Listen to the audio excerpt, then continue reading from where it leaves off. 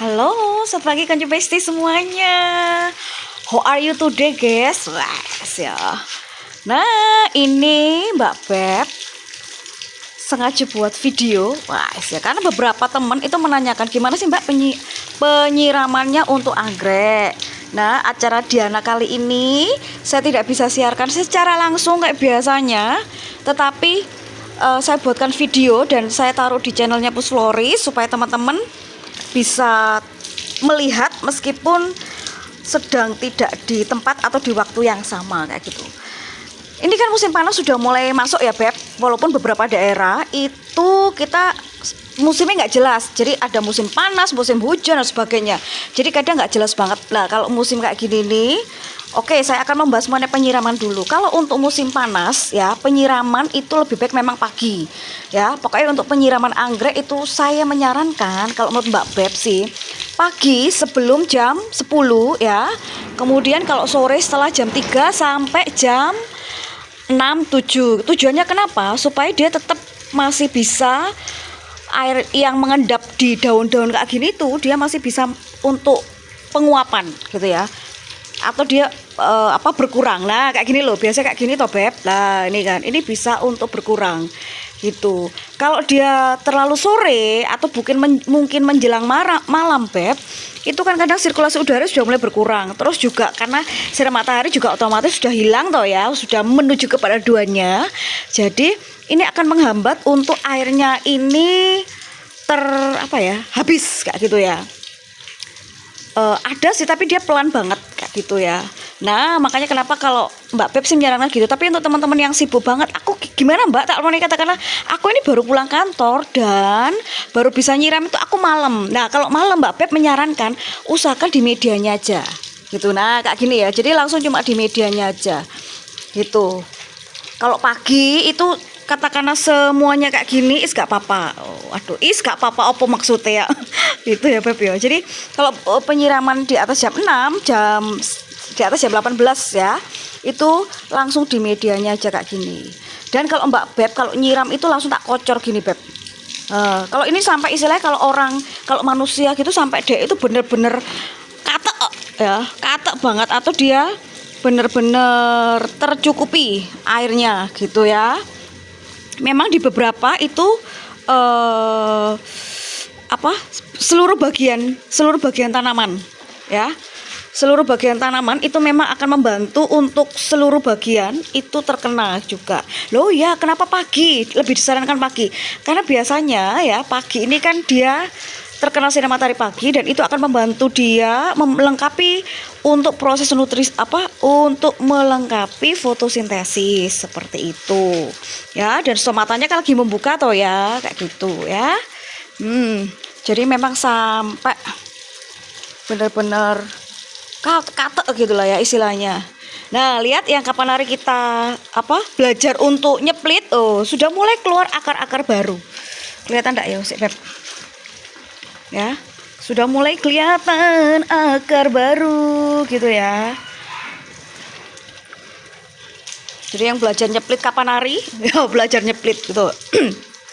Kemudian Mbak Beb kalau siang itu gimana? Kalau pas panas banget siang ya, itu Mbak Beb menyarankan penyiramannya bukan di medianya kayak gini. Kalau dia di atas jam 11 siang ya, atau katakanlah kalau pas panas banget ya, paham ya? Kalau pas panas banget ya, kan panasnya kalau lagi banget gitu Mbak Beb tidak menyiram dan kemudian kayak anggreknya ini butuh untuk disiram. Kalau Mbak Beb sih boleh ya.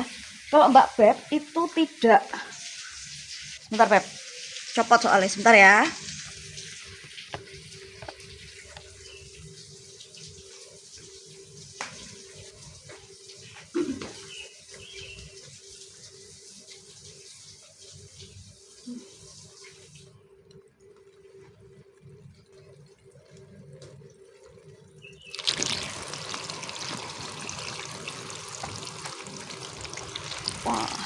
Oke, I'm back ya.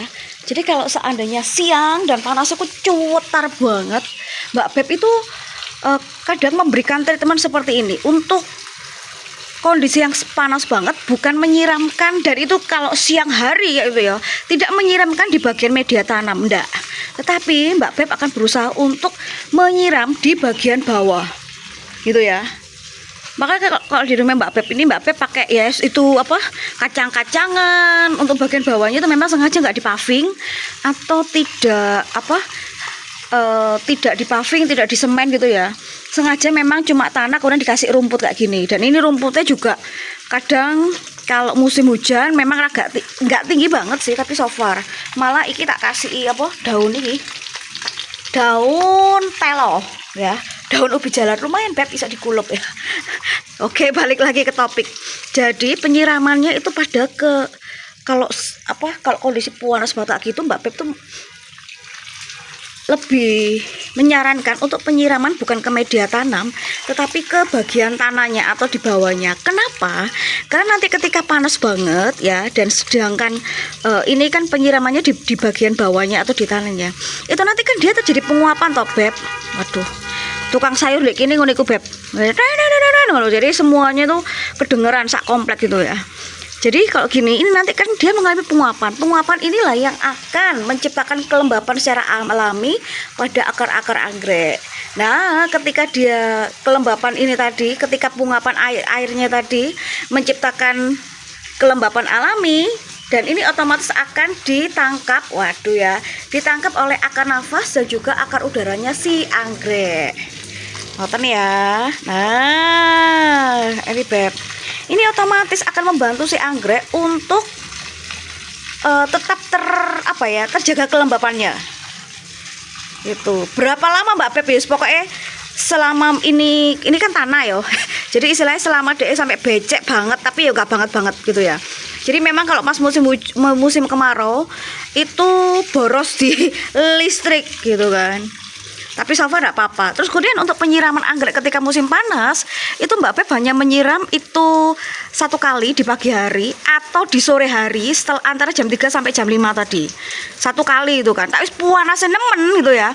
Kalau siangnya itu karena panasnya kebangetan, kemudian tak pakai kayak gini, ini belum ngatasi, biasanya saya 2 kali. Kayak gitu. Karena kalau modelnya begini ini lumayan menjaga kelembapan sih Beb. Ya. Nah, kalau panasnya cutar banget itu ya sampai bisa 2 kali Beb. Tuh ya, untuk penyiraman anggrek ketika musim kemarau. Lah, gimana untuk insektisida, fungisida dan sebagainya? Nah, untuk fungisida, insektisida dan sebagainya tetap kayak biasa, tapi ketika musim kemarau insektisidanya yang dia lebih rutin. Dan semuanya untuk fungisida, insektisida itu dilakukan di pagi hari ya. Kebalik. Di sore hari insektisida, fungisida. Kalau pupuk tetap di pagi hari. Karena itu akan membantu dia untuk fotosintesis. Tetapi kalau fungisida, insektisida di musim kemarau itu di sore hari ya. Kalau musim hujan dia di pagi hari. Kenapa? Karena khawatirnya itu daunnya akan gosong Beb. Karena kan tahu sendiri kalau kita lagi panasnya apa tau gitu loh. Di beberapa jenis daun atau bahkan tunas baru itu kalau tidak kuat dia bisa gosong, kemudian dia gagal untuk dia bertunas gitu ya. Jadi untuk penyiraman Mbak Beb itu memang pakai selang kayak gini, jadi modelnya kayak dikocor gitu ya. Gitu. Jadi ini benar-benar puas, bukan pakai semprotan. Semprotan itu saya gunakan kalau dia pemupukan, insektisida, fungisida kayak gitu. Dan ini kondisinya kalau di tempatnya Mbak Beb di halamanku yang mungil ini itu fluosulfurin. Gitu nggih. Dan kalau memang fluosulfurin, nah ini nih. Ini salah satu yang kapan hari ada di sebelah dan kondisinya itu dia di sana itu panas tapi masih pakai UV toh. Jadi ketika dipindahkan di sini yang dia fluosulfurin dia sempat gosong, tapi setelah gosong dan ini lama banget nggak bunga Beb, serius. Ini hampir 3 tahun dia nggak bunga si Yunisku ini. Tapi kemudian tak taruh sini gosong sebagainya langsung dia berbunga. Dan memang ya kayak gitu ya. Memang ya nanti ini apakah akan hilang? No, dia tidak akan hilang sunburn ini, tapi akan digantikan dengan tunas yang baru yang dia lebih strong. Nah, ini ada kasus lagi gitu. Ya nih. Ini gosong, tapi gosong sampai di sini udah adaptif sih. Terus muncul tunas baru dan yang terakhir dia ini. Nah, ya, dia menghasilkan ada berapa? 1, 2. Pokoknya dia ini 3 kok lo ya. Tuh 3, kelihatan ya? 3 tangkai sekalian ya. Dan kalau yang di atasnya ini bisul ternyata atasnya ini bisulnya lebih gede daripada di bawah. Tapi ya namanya anggrek ya, dia suka-sukanya mau gimana seperti apa. Ternyata Beb, ini ketika dia bisul ya, bisulnya yang pecah tak pikir di atas Beb. Ternyata tapi yang di bawah langsung 3. Ini silangannya Vio sama Kusmiati gak salah, wangi banget tuh.